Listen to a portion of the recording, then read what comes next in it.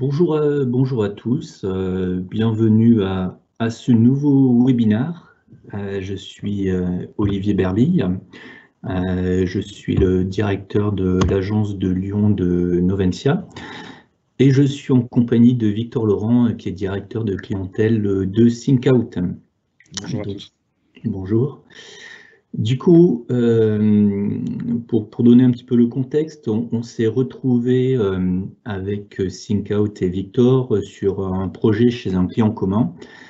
ThinkOut sur la partie études qualitatives et Noventia sur la partie data centric.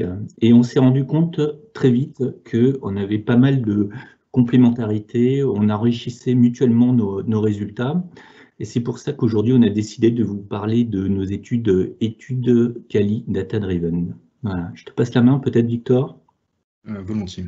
Bonjour à tous.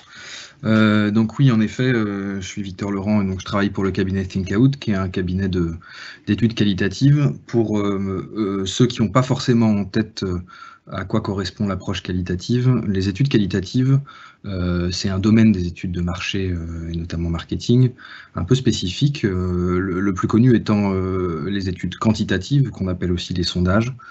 Les études quantitatives, elles consistent en général à interroger un volume très important de personnes à travers des questions fermées, des questionnaires. On demande oui ou non, l'objectif étant plutôt de comprendre combien de personnes, qui fait quoi. Les études qualitatives, c'est un peu différent. On a l'habitude d'interroger moins de personnes. On est sur des échantillons de 30 à 40 personnes. Qui n'ont pas vocation à donner des résultats représentatifs de l'ensemble de la population, même si évidemment on cherche à représenter l'ensemble des tendances, mais l'idée n'est pas de peser, mais plutôt de comprendre le pourquoi et le comment des choses. On les interroge sur le temps long, à travers des questions ouvertes, on va réaliser des focus group, des entretiens individuels, des études en ligne, des observations ethnologiques, et donc on passe pas mal de temps avec les gens, et l'objectif étant clairement de comprendre le pourquoi, comment les choses sont perçues. On est vraiment sur du travail en perception, on travaille sur des discours, perception de parcours, perception d'expérience, bilan d'image, perception de contenu, et aussi tous les éléments qui sont liés plutôt à de l'amélioration, de l'idéation, de l'enrichissement d'expérience ou de contenu. Voilà pour l'approche qualitative. Et donc sur la partie data centric, le gros point fort, on va dire, c'est qu'on est capable de traiter de très gros volumes de données, des centaines de milliers, voire des millions de pages vues sur une longue période avec des paramètres et des variables très nombreux. Voilà, on est capable quelque part de faire une segmentation, de déterminer des clusters, de déterminer après des parcours spécifiques à chacun de ces clusters et quelque part construire des modèles de comportement et d'expérience client. Donc, traiter la donnée permet aussi de répondre à des questions métiers sur du factuel. Okay, alors, tout ça, ça marche sur la partie data, mais je lève quand même un point qui est important, hein, c'est que s'il n'y a pas de données, s'il n'y a pas de traces, si vous n'avez pas fait de plan de tagage, par exemple, sur un site web, ou si vous n'avez pas conservé des données, des historiques sur les réseaux sociaux, les mails, etc., parce qu'on peut travailler sur ces échantillons-là, hein. Ça peut être du web, ça peut être du mail, du réseau social. On peut traiter de l'image, on peut faire de l'analyse sémantique, traiter du texte, hein, voilà. Mais s'il n'y a pas de données, s'il n'y a pas de traces, on ne peut rien faire. Voilà. Alors les outils qu'on va utiliser sur la partie data, donc c'est beaucoup de maths bien sûr, de la statistique, de l'analyse multidimensionnelle, du machine learning, du NLP, du traitement de l'analyse textuelle, de l'analyse sémantique, etc., etc.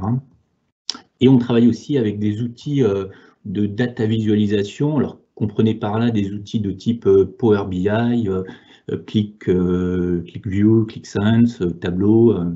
Bon, il y en a vraiment beaucoup. Je vous ai donné les noms des principaux leaders, quoi. Voilà.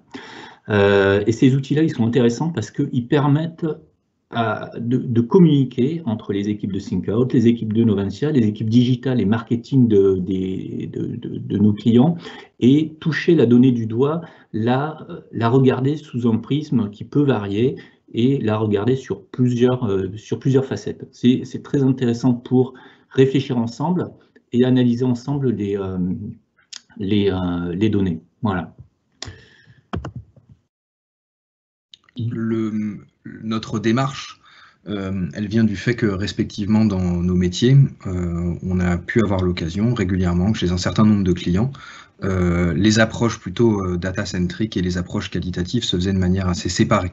Un peu chacun dans son coin, parfois même avec des équipes distinctes, alors que finalement, l'objectif visé était souvent le même, et surtout qu'il y avait un vrai potentiel à faire se rencontrer les deux approches, à les mettre en synergie, puisque finalement, chacune peut répondre à des angles morts qui peuvent être laissés dans les deux approches. Les exemples sont assez nombreux. Là où l'approche data va permettre de mettre à jour un certain nombre de comportements, de créer des clusters, des panels, de mettre à jour des parcours réels, le Kali est là pour apporter la vision de l'image qui est perçue, des raisons pour lesquelles les parcours se font de cette manière-là. Pourquoi est-ce que certaines pages d'un site, d'une application ne sont pas fréquentées? Pourquoi certains sont beaucoup fréquentés mais ne ressortent pas en termes d'image? D'une certaine manière, le Kali est là pour donner du sens aux insights data qui peuvent apparaître. On va observer un certain nombre d'éléments. Pourquoi est-ce que finalement on va observer qu'un type de contenu, un type de page peut être extrêmement contributif en termes d'image d'une offre, alors qu'on ne la ressent pas forcément dans le parcours, ce qui est important à avoir en tête, puisque malgré tout, dans certaines démarches de communication, marketing, ce serait intéressant de pouvoir capitaliser dessus. Et à l'inverse, alors que certains éléments sont très porteurs en termes de parcours, en termes de fréquentation, ils ressortent très peu en termes d'image. Donc d'une certaine manière, le Kali va être là pour apporter de l'humain, pour apporter de la chair, pour apporter du concret à des données. On va donc recueillir tout ce qui est représentation imaginaire qui sont à l'œuvre dans l'utilisation et la fréquentation d'une offre. On va pouvoir dresser des bilans éditoriaux, travailler sur des positionnements, comprendre un peu plus la manière dont le public va s'approprier un site que par ailleurs il consulte de manière assez spécifique.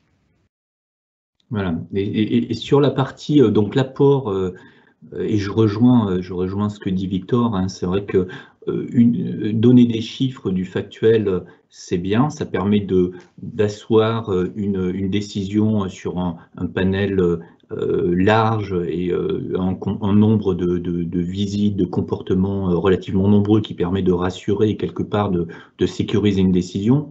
Pour autant, il y a une bonne part des décisions qui sont prises sur de l'imaginaire, comme le disait Victor. Alors, la plus-value qu'on peut avoir avec la data, c'est que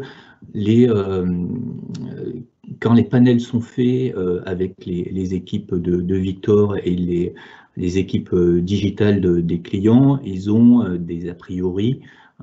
Ils savent à peu près ce qu'ils veulent chercher du fait de leur vécu, de leur historique, mais il y a beaucoup de choses qui n'apparaissent pas parce que quand les gens sont interrogés, quand ils répondent à des questionnaires, il y a des choses qu'ils ne veulent pas dire parce que c'est personnel, ils ne veulent pas dire qu'ils ont vu tel et tel contenu, qu'ils ont eu tel et tel comportement sur un site web, sur un réseau social. Ça, c'est des informations qu'on a en regardant les données.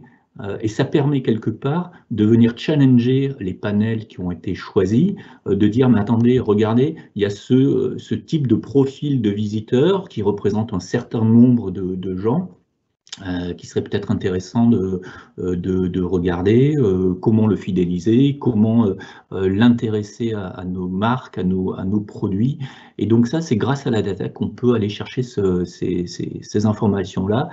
Et quelque part aussi, c'est intéressant de sortir quelques points qui sera intéressant de rajouter dans les questionnaires lors de la partie de l'étude qualitative. Voilà.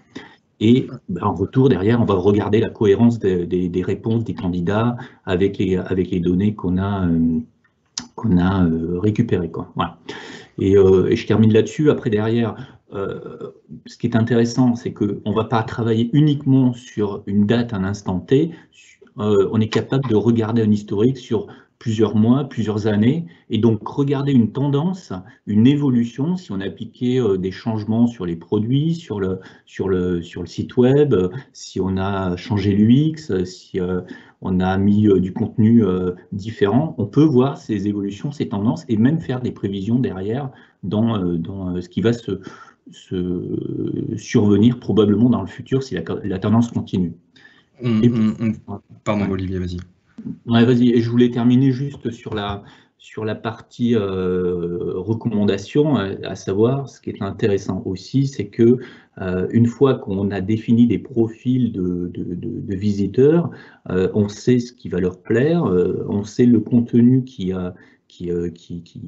fait sens pour eux, et on est capable en identifiant une personne un cluster, une segmentation, en la remettant dans un profil, on va lui faire un parcours personnalisé et vraiment adapté à ce qui l'intéresse pour mieux le fidéliser. Voilà. Excuse-moi, Victor, tu voulais dire. Je t'en prie.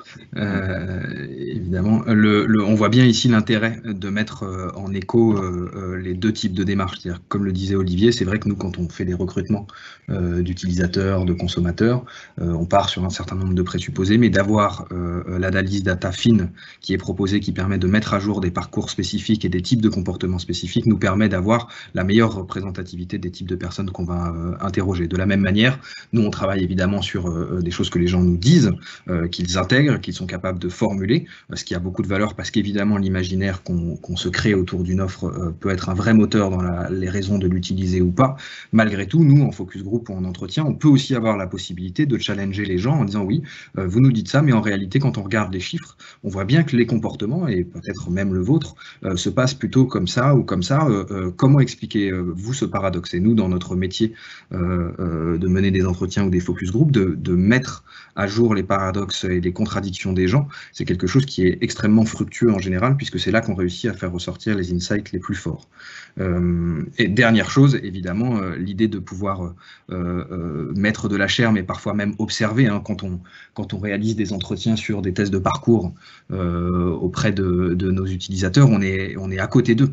Et donc, on a d'une part les datas qui montrent qu'est-ce qui se fait de manière générale, mais nous, on est à côté d'eux et on peut leur poser des questions en direct, leur demander pourquoi ils font comme ça. Parfois, on fait même des ethnos à domicile, hein, et on peut voir chez eux comment sont positionnés leurs différents écrans, combien il y a d'écrans, comment se répartit la famille au moment de l'utilisation. Et donc, on voit bien ici la force d'avoir des chiffres en quantité et précis à travers l'approche data, et en même temps, la dimension humaine qu'apporte le Quali.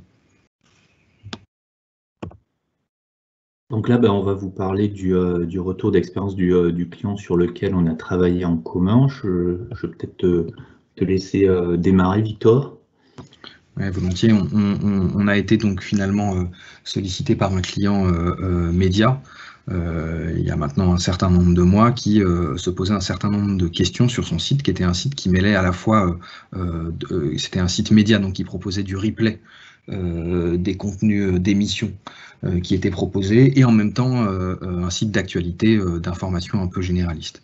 Et ils avaient un constat d'audience assez faible sur les contenus d'information pure, alors qu'ils avaient le sentiment d'être référencés en tant qu'un média d'information. Et donc ils avaient pas mal de consommation de leur offre de replay, mais assez peu de leur offre d'actu. Et donc, toute la question était d'essayer de comprendre pourquoi il y avait de la difficulté à recruter ces internautes qui étaient non auditeurs de ce média, et aussi d'essayer de les accompagner sur des prises de décision à moyen terme qui étaient finalement demain, est-ce que notre offre, on doit l'orienter essentiellement comme un site média, ou est-ce que ça a du sens de renforcer la dimension actu information et de faire un positionnement davantage ancré là-dedans? Ou finalement, est-ce qu'il fallait dupliquer les choses, en faire deux offres? Et donc tout l'enjeu a été, à travers la démarche data qu'a menée Noventia et la démarche Quali qu'a menée ThinkOut, d'essayer de mettre à jour et d'expliquer les différents comportements qui étaient observés actuellement, de comprendre quelle était vraiment l'image perçue des auditeurs de cette offre digitale, et d'essayer de comprendre vers quoi ils pourraient davantage se porter demain. Ok, donc du coup sur la partie data, donc on a monté une équipe avec un product owner et deux data scientists, data analysts, hein, et on a travaillé en mode itératif avec les équipes de ThinkOut et les équipes digitales du client. Donc nous, on a travaillé sur l'exploration de toute l'année 2000. 2018 et 2019 pour partie du site web institutionnel. Donc on est en train de parler de plusieurs millions de vues, hein. Donc on a récupéré bien sûr les données de Google Analytics, mais qui n'étaient pas suffisantes. On a récupéré d'autres données aussi sur le site web, et avec ça on a pu construire des profils, 4 profils de type et caractéristiques de visiteurs, avec leur centre d'intérêt, les contenus qui les intéressent particulièrement, comment ils arrivent sur le site, est-ce qu'ils ont été reroutés par un moteur de recherche des GAFA, est-ce que c'est du marketing, est-ce que c'est un site partenaire, voilà. Après, on regarde, bien sûr, on est capable de retracer leur profil de navigation type, qu'est-ce qu'ils sont allés voir, qu'est-ce qui les intéresse particulièrement, pourquoi ils sortent, qu'est-ce qui fait qu'ils sortent, etc., etc. Et derrière, bien sûr, tout ça, c'est des insights intéressants, importants pour donner de la matière à l'étude Quali et aux équipes marketing et digital du client, quoi. Voilà. Les technos, et j'en finis là-dessus, donc Power BI pour la partie data visualisation, l'outil de restitution et de travail entre nous, on va dire, hein, d'analyse à plusieurs mains. On a utilisé Nime, qui est un outil qui nous a permis de transformer les données et les manipuler pour pouvoir après faire l'analyse. Google Analytics, je pense que beaucoup d'entre vous savent ce que c'est. Et après, on a utilisé donc des langages R et Python qu'on a pu intégrer. Donc ça en est servi pour faire nos algorithmes qu'on a intégrés dans Power BI par la suite, quoi. Voilà. Et donc, au final, on a présenté cette étude à la direction générale du groupe de médias, hein, et en combinant les résultats de nos approches, ça leur a permis d'affiner et de choisir une stratégie digitale et de choisir exactement ce qu'ils voulaient faire de leur site et de leur stratégie de communication autour. Ce qui est finalement intéressant, c'est qu'au cours de la démarche, finalement, d'avoir pu mener la double démarche en même temps. Nous, on était sur une méthodologie de 4 focus group de 3 heures, donc 4 réunions de consommateurs avec une dizaine de personnes à chaque fois, qu'on avait initialement segmenté de manière un peu spécifique, suivant l'image que les équipes du site pouvaient avoir de leur audience. Des gens qui étaient plutôt auditeurs de la radio, des gens qui étaient plutôt auditeurs de la concurrence, des gens qui déclaraient utiliser le site selon telle ou telle circonstance. Mais déjà, la première vague d'analyse qui a été menée par Noventia nous a clairement permis d'ajuster notre panel et de modifier un peu les types de focus group qu'on pouvait faire. Et puis ensuite, au sein de ces focus group, on a pu travailler sur pas mal de dimensions. C'est l'intérêt d'avoir 3 heures avec ces gens, de pouvoir parler d'abord, de faire un état des lieux de leurs usages actuels en matière d'information en ligne. Voilà, les sites référents, les grandes marques, les usages, les moments, les devices utilisés, d'essayer de positionner un peu l'image de cette offre et de ce média dans l'offre générale d'actualité généraliste qui existait, et donc de mettre à jour un certain nombre de territoires de légitimité particulièrement forts que d'ailleurs les rédactions n'avaient pas forcément en tête, hein, qu'ils étaient particulièrement référencés là-dessus et pas forcément là-dessus dans les imaginaires, ce qu'on a d'ailleurs pu derrière confirmer avec l'analyse menée par Noventia. De même qu'on a pu aussi challenger en groupe un certain nombre d'éléments. On avait des gens qui se déclaraient être utilisateurs de ce site, qui nous déclaraient regarder beaucoup les actualités françaises, les actualités internationales, etc. Mais il se trouve que l'étude de data nous avait aussi montré que ce site était beaucoup fréquenté pour regarder simplement l'horoscope, par exemple, ou le PMU. Et là, typiquement, ça a été quelque chose qui a été très intéressant, d'abord de base pour les équipes internes, de savoir à quel point leur page horoscope ou météo, enfin servicielle de manière générale, était consommée, mais nous aussi en focus group, de pouvoir casser les éléments de déclaratif et dire oui, en effet, j'imagine bien que vous le fréquentez pour connaître l'actualité politique française, etc. Mais vous en servez pas du tout pour l'horoscope, la météo, etc. Et là, d'un coup, les conversations sont devenues beaucoup plus riches et on a pu enrichir l'image de marque qu'on avait et qui était simplement basée sur les déclarations du public. Et en effet, d'avoir eu un seul interlocuteur côté client, ce qui n'est pas souvent le cas dans ces cas-là sur des démarches d'une part data et d'autre part quali, ça nous a permis de créer un livrable et un rapport final assez fin et de réaliser une restitution à l'attention de l'ensemble des équipes et d'une certaine manière d'avoir l'oreille de tout le monde. Parce qu'un des intérêts qu'on n'a pas évoqué jusqu'à présent, c'est que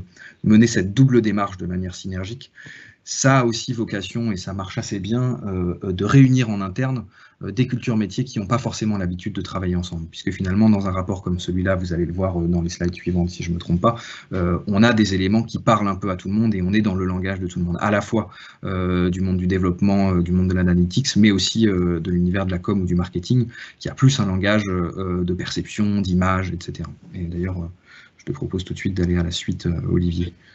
Voilà. Et là, vous avez en effet un premier exemple de slide qu'on a pu livrer à travers cette étude, cette double étude, un exemple de slide cluster. Un cluster, donc une des cibles qui avait été identifiée par la data, qu'on a appelé les omnivores, qui sont en gros des utilisateurs qui ont une habitude assez large d'utilisation des sites d'information en ligne, qui vont piocher à droite à gauche tout ce qui est possible et qui sur une même offre d'informations vont avoir tendance à multiplier les points d'entrée, les thématiques d'intérêt. Et donc on voit bien ici sur cette slide que vous avez à gauche des éléments plutôt issus du Kali qui permettent de présenter de manière, avec de la chair d'une certaine manière, qui sont ces omnivores, leur profil, leur type de CSP, leur centre d'intérêt, leur rapport général à l'information, avec le verbatim, le verbatim qui est vraiment l'outil référent du qualitativiste, qui permet vraiment d'expliciter et de rendre concret ce que nous on apporte à travers l'analyse. On voit voilà, cet exemple-là, le rapport au digital qui est assez compulsif à tout moment de la journée, l'actualité très présente dans leur vie, dans leurs échanges, ils déclarent consommer beaucoup de choses. L'image qu'ils pouvaient avoir du site en question, c'est vraiment agréable d'y naviguer. Honnêtement, c'est ma référence pour m'informer sur ce secteur qui donne des éléments assez forts sur l'image perçue du site et puis également des éléments d'irritants, d'attente perçus sur ce site qui, lui, à l'inverse, alors que cette cible omnivore aime consommer beaucoup de choses, cette offre d'information semblait un peu trop monothématique et centrée sur un seul sujet. Bon, vous en doutez, on a un peu lighté la slide, donc là, je crois que c'était relatif à l'actualité politique française essentiellement et pas suffisamment d'ouverture sur le monde, par exemple. Quand à droite, et Olivier, je te laisse tout de suite présenter, on peut appuyer ces éléments de Kali avec des comportements très précis, les passerelles, les entrées et les enjeux à en tirer. Exactement, voilà, donc les chiffres qu'on arrive à sortir de la partie data-centrique, on voit à travers les chiffres que les omnivores, ce sont ceux qui sont les plus appétents aux émissions phares de la marque, que donc c'est donc un public à fidéliser en priorité, donc c'est donc un cluster qu'il faut étudier particulièrement. On voit que leur comportement type, c'est de rentrer plutôt par les news, c'est-à-dire plutôt le fil d'information. Après, ils reviennent sur la home. La home, c'est la première page du site. Et ensuite, ils naviguent en général sur le replay. Le replay, c'est l'enregistrement de toutes les émissions qu'il y a eu. Donc, vous voyez qu'on arrive à voir les centres d'intérêt, on arrive à voir les parcours types du cluster, et après on peut aller plus loin, on peut voir les passerelles qu'il y a, on se rend compte que pour ces profils-là, le média, c'est-à-dire le replay, tout ce qui est production de contenu, favorise la passerelle et la fidélisation sur le site web. Voilà. Avec du coup la possibilité là pardon, excuse-moi Olivier, de dresser un état des lieux assez clair des différentes cibles qui fréquentent le site, de qui ils sont, de la manière dont ils le consomment, et puis surtout d'en tirer les enjeux pour davantage la fidéliser, pour davantage la conquérir. Il se trouve que chez Thinkout, on a une expertise en matière de contenu éditorial qui est assez poussée, et donc du coup, il y a la possibilité ensuite de travailler avec les équipes rédactionnelles, les rédactions en chef ou tout autre type de service à la base de l'offre, pour travailler avec eux sur la manière de fidéliser ou mieux conquérir une cible. Voilà. Donc là, c'est un exemple de slide du rapport d'étude qui concerne donc la partie cluster, donc segmentation, si j'utilise un terme marketing. Il y a aussi dans notre rapport une partie qu'on peut voir sur les rubriques, les sujets, les centres d'intérêt des visiteurs. On est capable de regarder les visiteurs qui viennent régulièrement. c'est-à-dire ceux qui sont très fidèles à la marque, ceux qui sont venus une seule fois, ceux qui sont occasionnels. Qu'est-ce qui va les intéresser en particulier et comment ils naviguent, quels sont les facteurs d'engagement par type de contenu sans tenir, en partant plutôt voilà, de la rubrique et pas seulement du cluster de la segmentation.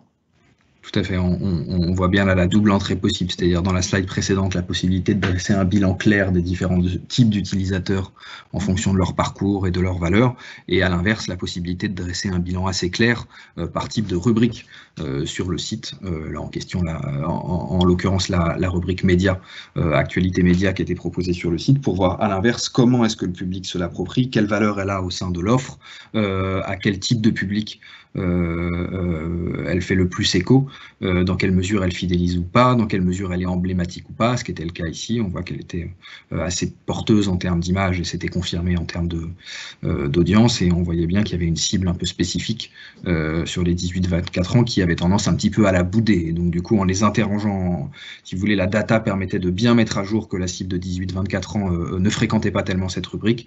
Du coup, nous, derrière, on a la possibilité d'aller rencontrer ces 18-24 ans pour essayer de comprendre un peu plus précisément pourquoi est-ce qu'ils y vont pas, comment donner du sens à cette absence de fréquentation. Et donc là, il y avait un certain nombre d'éléments, faible présence de la marque sur les réseaux sociaux, rubrique hors radar, et donc l'idée était d'animer un début de réflexion sur comment renforcer le contact avec cette cible. Donc du coup, on va passer à la démarche qu'on a mis en place. Hein. Donc, 4 étapes essentielles pour mener ce projet. Donc, on a mené de manière itérative. Donc, la première étape, c'est une étape indispensable de cadrage et de collecte. Je laisserai Victor compléter sur la partie quali, mais c'est le moment pour eux d'échanger avec le métier, de définir les panels de recrutement. Sur la partie data, c'est vraiment le moment de s'assurer qu'on a des données de qualité en nombre suffisant, qu'elles sont exploitables. Il ne faut pas s'auto-illusionner en se disant qu'on va trouver des choses si les données qu'on a ne sont pas de bonne qualité. Et de plus, il faut s'assurer que les données dont on dispose permettent de répondre aux questions que se pose le métier. Vous pouvez avoir plein de données, si ces informations que vous avez ne permettent pas de traiter les questions métiers, bah, vous n'avez pas fait le job, quoi. Voilà, donc une phase de cadrage super importante. Je te laisse peut-être compléter sur la partie cadrage côté quali. Oui, volontiers. Nous, dans notre métier, cette partie-là, elle est importante à 2 niveaux. D'abord, c'est évidemment le moment où on s'immerge bien dans les problématiques du client, mais dans le cadre de cette démarche un peu en synergie avec la data, l'idée, c'est aussi le moment où nous, on commence à recruter les participants qui vont participer à nos enquêtes, focus group, entretien, etc. Et donc, c'est le moment où il faut aussi qu'on soit en interaction fine avec les équipes, en l'occurrence d'Olivier, pour s'assurer que le panel que nous, on va interroger correspond bien aux différents types de publics et de populations qui fréquentent le site, et de la bonne manière ou pas. Nous, on fait passer des filtres de recrutement pour s'assurer que voilà, on va avoir tel type de personnes qui ont bien tel âge, qui ont l'habitude de consommer le site sur telle ou telle rubrique, ou plutôt sur celle-là, ce qui nous permet derrière d'avoir le bon panel et de nous assurer d'avoir les différents types de profils qu'on va rencontrer derrière au cours de l'étude. Voilà, donc première étape. Deuxième étape, une partie Quick Scan Data qui est vraiment donc plutôt un focus Novensia sur le coup. Hein. Sur cette partie-là, on va faire une analyse macro, une première analyse, une première segmentation à partir de l'exploitation des données, ce qui va nous permettre de donner des insights, des renseignements qui vont être utiles à ThinkOut et aux équipes de Victor pour ajuster éventuellement les questionnaires, pour ajuster éventuellement les panels qui vont être interrogés, et pour voilà, donc c'est une phase technique, mais qui va servir quand même sur la partie quali pour se mettre en phase, pour démarrer vraiment véritablement la troisième étape qui là va être un mode itératif où on va rentrer véritablement dans l'étude.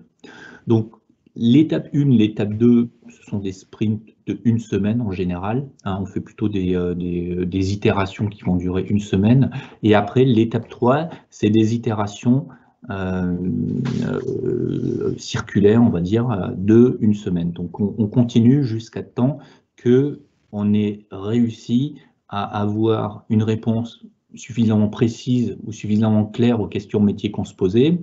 On va creuser aussi éventuellement les points sur lesquels on a eu des informations mais qui ont soulevé d'autres questions ou sur lesquels on a envie d'aller plus loin en termes de profondeur de réflexion. Voilà, donc ça, c'est la partie vraiment exploration. Donc comment ça se passe en début d'itération? On se regroupe et on se définit l'objectif qu'on va se donner sur l'itération en termes de questions à répondre, en termes de priorité de résultats, de présentation de résultats, sur les KPI qu'on va suivre. Hein, pour revenir sur l'étude dont on a parlé juste avant en retour d'expérience, déjà, il faut se mettre d'accord sur qu'est-ce que c'est un visiteur occasionnel. Un visiteur unique, c'est facile, c'est quelqu'un qui est venu une fois. Un visiteur fidèle, c'est quelqu'un qui est venu très souvent, mais occasionnel, c'est combien? C'est 15 fois, c'est 20 fois, voilà. Donc tout ça, c'est important de le caler en début d'itération. Et en fin d'itération, ben, on se revoit avec les résultats quali et quanti, et on débriefe. Et on décide soit de continuer, faire une itération supplémentaire, comme je vous l'ai dit juste en tout début, soit ben, on s'arrête et on passe à l'étape 4, qui est l'étape de synthèse. On fait une synthèse globale, un rapport d'études qui tient compte des insights et des informations apportées par chacune des parties quali et data. Voilà.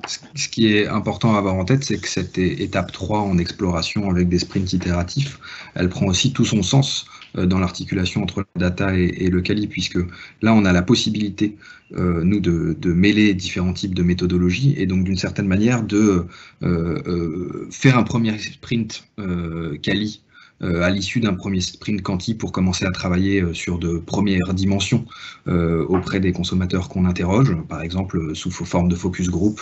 On va travailler simplement sur des éléments d'image, de perception un peu générale, d'usage. Et puis à partir du moment où le deuxième sprint de data a pu être réalisé et mettre par exemple en lumière certaines faiblesses sur la fréquentation de certaines rubriques, on a la possibilité de revenir derrière auprès de nos consommateurs pour les interroger de manière différente et gagner progressivement en granularité. Vraiment, cette dimension de sprint, elle sert et en data et en quali à rentrer de la manière la plus précise possible et progressive dans les problématiques qui nous intéressent. Quand la data met à jour un écueil sur une certaine cible, et ben c'est l'occasion pour nous de retourner l'interroger. Quand à l'inverse, le quali met en exergue des faiblesses sur un type de rubrique, et ben directement, il est possible aux équipes d'Olivier d'aller creuser des datas un peu spécifiques autour d'une certaine rubrique.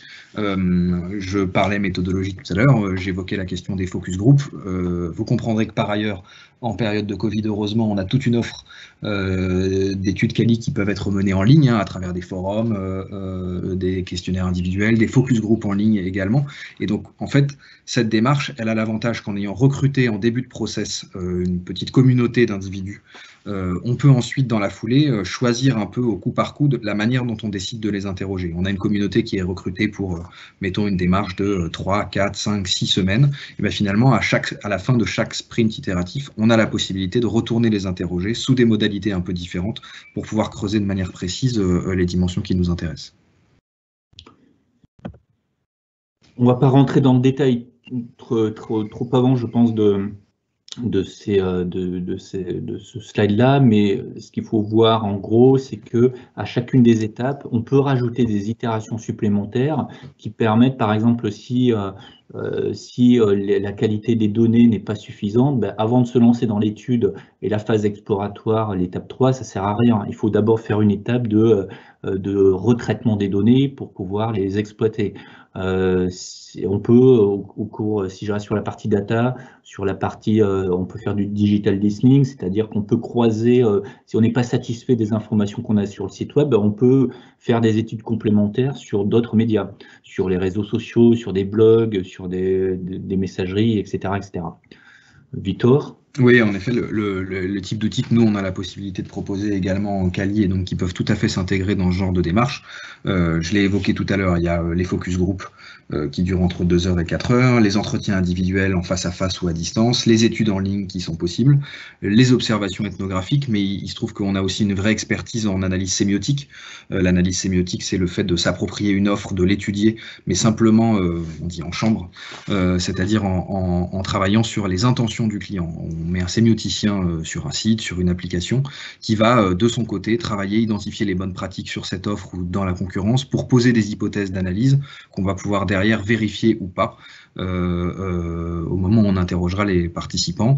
De même qu'on a la possibilité de travailler à l'issue de la présentation du rapport et de mettre en place des ateliers d'appropriation des résultats, type d'ateliers qui sont d'autant plus intéressants quand on a la possibilité justement de faire rentrer dans la machine des gens qui ont plutôt un langage plus digital, plus data, comme les équipes de Noventia, et de faire se rencontrer à la fois les équipes éditoriales, les qualitativistes et les équipes data qui permettent derrière de créer de designer une nouvelle offre, de designer des nouveaux contenus, de travailler sur l'UX design, enfin voilà, de se projeter plutôt vers l'avenir et de ne pas être simplement dans le constat. Voilà, donc ce qu'il faut retenir, je pense, c'est que notre méthodologie, elle est itérative et elle est surtout adaptative, à savoir on ne va pas dérouler un projet en s'enfonçant dans une direction. Si on voit qu'à un moment ou à un autre, il faut changer de prisme de réflexion, il faut changer de prisme d'analyse, on peut s'adapter en fonction du contexte, et c'est tout l'avantage de travailler de cette manière-là, en synergie, Kali, Kanti, et avec des équipes marketing et digital du client. Sur la partie outillage, on va faire un petit focus rapide, parce que bon, on a Voilà, là vous avez les outils du Kali, mais que j'ai quand même pas mal évoqué déjà, mais c'est finalement toutes ces méthodologies qui permettent d'aller à la rencontre la plus directe possible des utilisateurs d'une offre, des consommateurs, et de les rencontrer en vrai, d'avoir le temps de leur poser des questions, de travailler sur des exercices projectifs. Les exercices projectifs, c'est voilà, ça peut être des portraits chinois, si finalement tel site était un magazine, si c'était une marque de vêtements, de travailler sur et si c'était une planète, à quoi elle ressemblerait, voilà, tout ce qui va permettre de donner de la chair et puis de les interroger de manière aussi variée que possible. Voilà, mais je les ai plutôt pas mal développés, je crois, ces différents outils. Et vous n'hésiterez pas à poser des questions ensuite si vous voulez. Okay. Sur la partie data, du coup, je ne vais pas vous montrer des algorithmes, hein, je pense que ça fera rêver personne.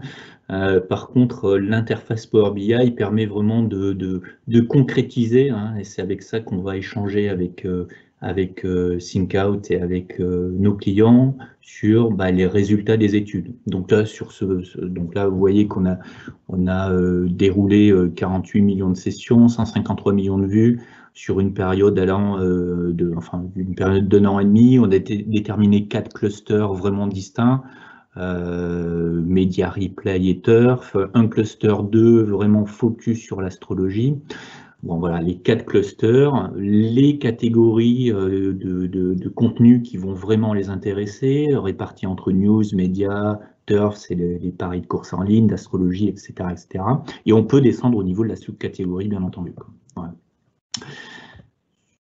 Rapidement, quelques autres slides, on peut voir par type de temps passé sur les vues. On voit là-dessus que la news est vraiment ce qui génère le plus de trafic sur le site, mais le média est plutôt bien positionné aussi. Et on a vu tout à l'heure que c'était un critère de fidélisation sur le site web. Voilà, une autre manière de présenter les résultats avec un autre prisme.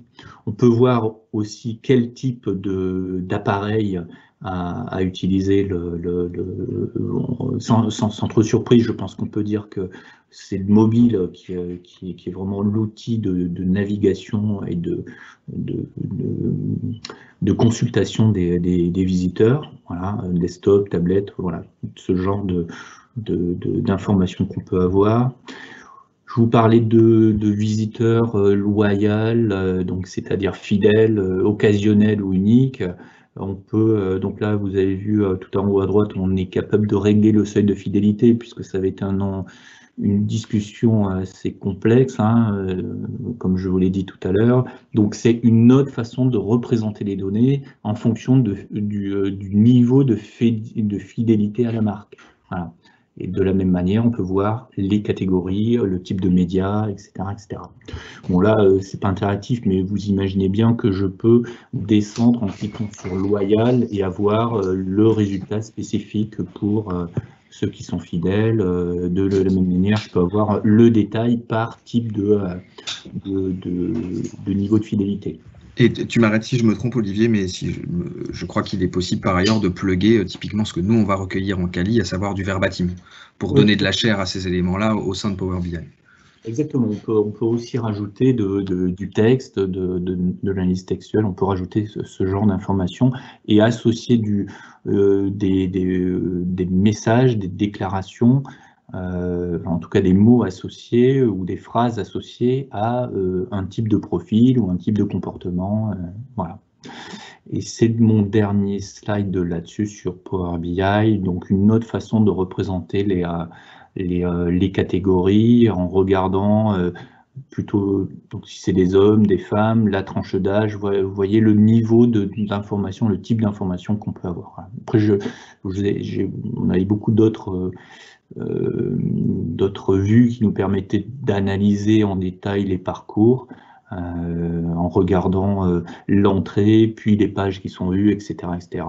On peut aller assez loin. Je vous ai donné juste un exemple du type d'information qu'on peut présenter et sur lequel on peut interagir ensemble, puisque tout ça c'est interactif sous Power BI. Et ben, on a fini, en fait. Merci pour votre attention. Évidemment, n'hésitez pas si vous avez des questions. D'abord, maintenant, il y a un espace qui est dédié pour les questions et réponses. On peut encore rester en ligne quelques minutes pour y répondre. Et puis, évidemment, si cette présentation donne lieu à des réflexions ou à des questions de votre côté dans un second temps, adressez-les à Olivier ou à moi-même directement. On se fera un plaisir de vous donner davantage d'infos.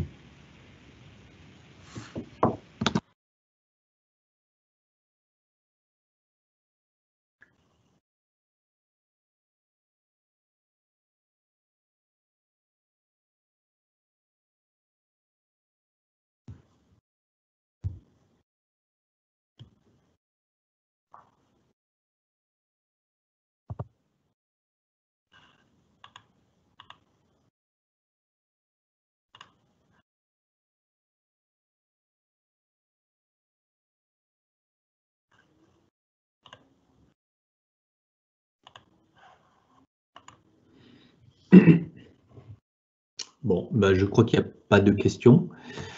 Donc, bah, on va en rester là.